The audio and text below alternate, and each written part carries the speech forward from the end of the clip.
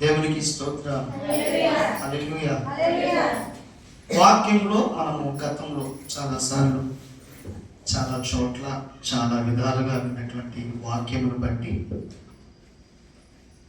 ఆయన కృతజ్ఞతాస్తుతులను చెల్లించినప్పుడు 5 రొట్టెలు 2 చేపలు 5,000 మందికి పంచిపెట్టినట్లు మనం బైబిల్లో చూస్తా ఉన్నాం.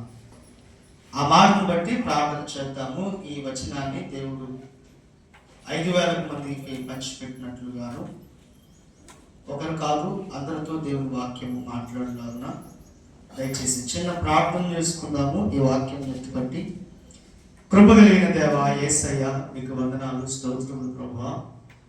ఇంతవరకు మీరు నడిపించిన విధానం బట్టి మీకు కృతజ్ఞతాస్తుతులను చెల్లిస్తున్నా. ప్రాముఖ్యమైనటువంటి సమయము వర్తమానంలోకి మేము వచ్చాము. ఈ దాసుడిని నన్ను మరుగుపరచండి. వాక్యము ద్వారా వాడిగల 2 అక్షర ఖడ్గము ద్వారా నా దేవా నీ బిడ్డలైనటువంటి వారితోనూ మాతో మీరు మాట్లాడండి.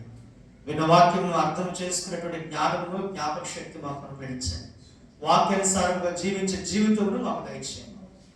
వాక్యమును ప్రభా పక్షులు ఎత్తుకొని పోకుండాను, రాతి నేలలో పడినట్లుగాను, లేక ముళ్ళ పొదల్లో అణచివేయబడినట్లుగాను ఉండక మంచి నేల పడి ఫలించి విత్తనముల వలె ఈ వాక్యమును మా హృదయంలో ఫలించినట్లుగా మీరే మహిమ ఘనత ప్రభావం పొందుకున్నట్లు మీ సహాయం కోరుతున్నాం.